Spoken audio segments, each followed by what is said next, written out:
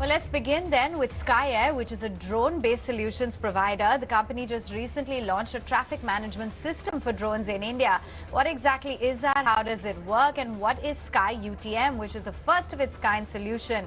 Well, I spoke earlier with the co-founder and the chief executive officer of Skye Air. That is Ankit Kumar. Let's hear out that slice of conversation. So clearly, drones seem to be the future. I'm going to come to that. But for now, let's understand how exactly the software is going to work. So basically, it will allow these drone operators to plan routes and make flight plans and assess risk before running their operations. So would it be akin to a sort of traffic system that we have on road? Thank you, Awan. Thank you for having me on the show.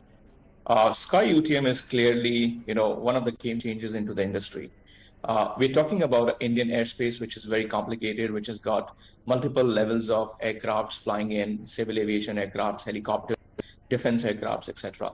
If drones have to take shape in a larger way, and if you want the drones to populate the whole airspace with multiple use cases and applications, as we have seen drones delivering, surveying, inspection, agri, farming, and multiple other activities that drones have proved to be a very reliable and a very big boon for the country. And standing out to help different levels of industries and application segments.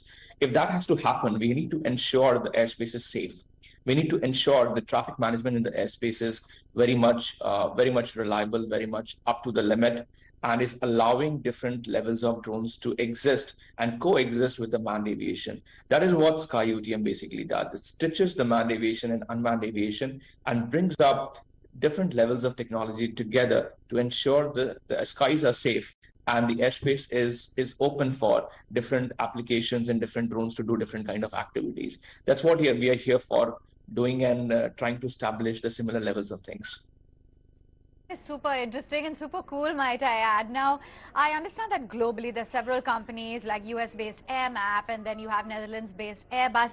They're offering such solutions. So are you saying that in India, a startup is the first of its kind to offer this kind of a service, and that there is no one who's existing and currently doing this?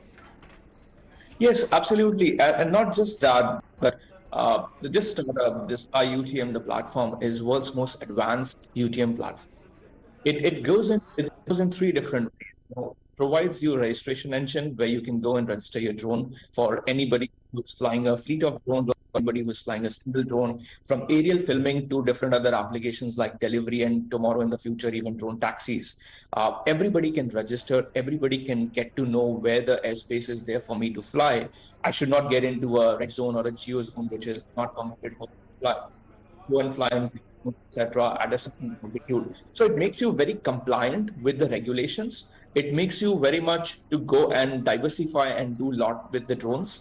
And at the same time, it creates levels and levels of airspace map and ground map, which helps you to navigate between the buildings as well. So say for example, you want to fly within a urban population.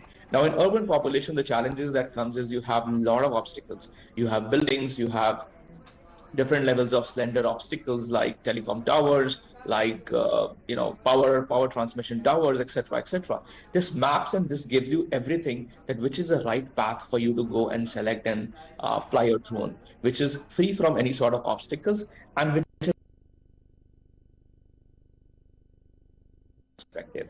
Because if you lose connectivity with the drone, that can result in different levels of chaos in the sky, which we don't want to happen. Skye UTM brings up everything together to provide you autonomous navigation, to provide you airspace regulation at one page, for you to prepare and create a flight plan and submit that flight plan to regulatory authorities to approve it. And in that way, it becomes one of the most advanced. Now, over and above this, look at what it provides to different single-use interface users. You don't need to download the app. You can even do and become compliant on in WhatsApp UTM. So that's a new concept that we brought in, called as WhatsApp UTM, for people who are living in different regions, different territories of India. I find it very difficult to download an app and the connectivity, other issues which are there. They can go with WhatsApp UTM. They can chat with the AI-based system that we built in the backend, which is going to help them to be compliant, and they can fly in a compliance oriented airspace ensuring that everything is going in a safer manner. So that's what we are trying to build, and that's what we have launched recently on 7th of February, where Shri Nitin Gadkari ji has done this entire launch for the people of India, the Indian society, to start adopting drones to a higher level. Okay, fine. So that's really how exactly that technology works. And I understand as well that there have been requests from other, drone makers, etc., that the government should make the digital Skye API public so that third-party apps and service providers can pull data from it and build apps that are more user-friendly. Is that a request from the industry or on the wish list? Absolutely, that's been a request for some time now.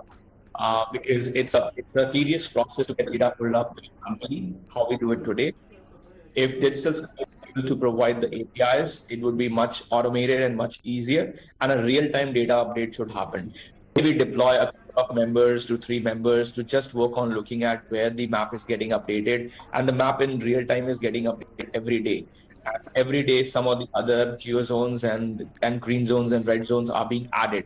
So we need to keep our users very much updated on those lines. However, we are pulling all the data manually and putting it into the system, allowing them to still have the similar level of service.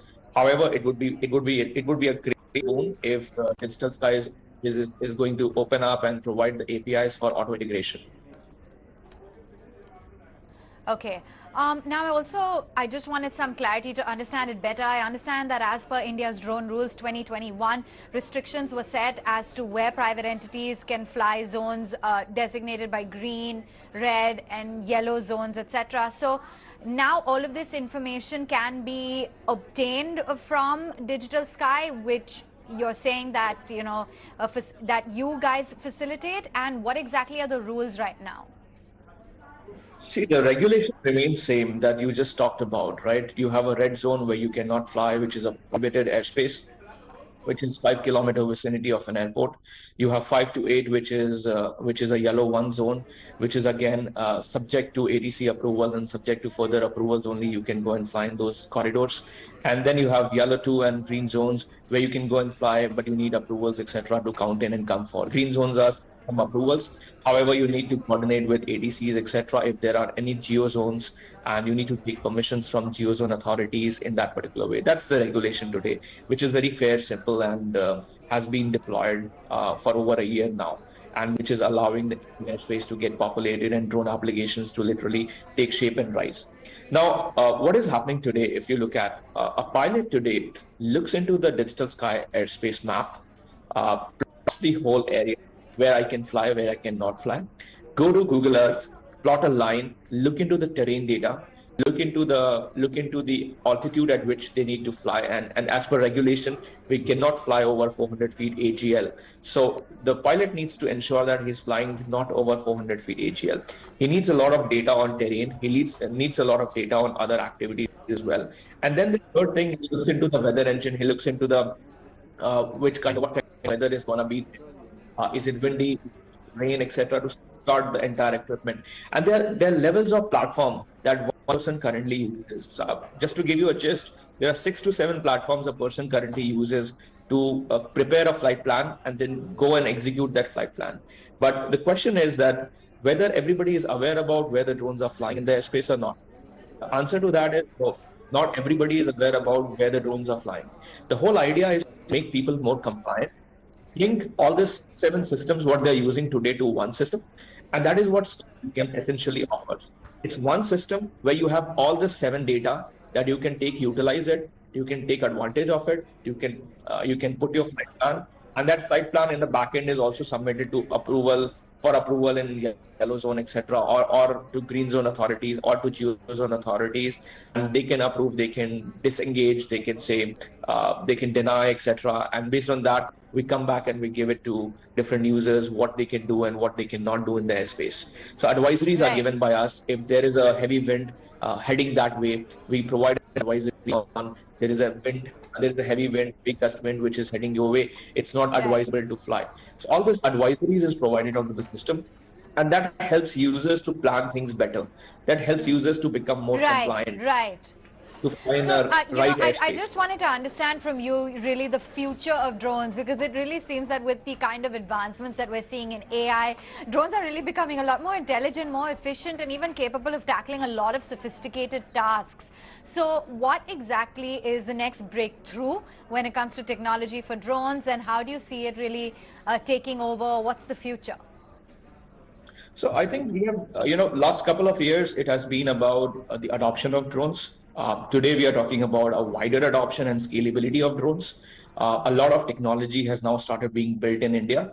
And that's where we go towards a technological Atmanirbhar Bharat, where things will start developing at a very, very high scale. The batteries, the motor controllers, etc., everything will start happening and everything will start becoming more indigenized.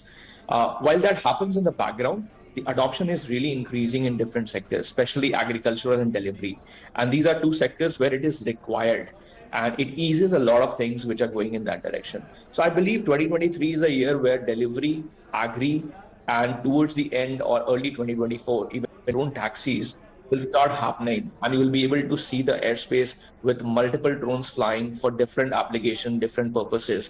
And the whole navigation and the whole safety of the airspace will remain on UTM systems to engage, create a pathway, create drone corridors, create tunnel-based navigations, etc., which will ensure there is a secure sky and everything happen in harmony and everything happens in data coordination and information coordination, which will be happening between two aircrafts or two drones which are flying towards each other or towards in Right. a particular airspace.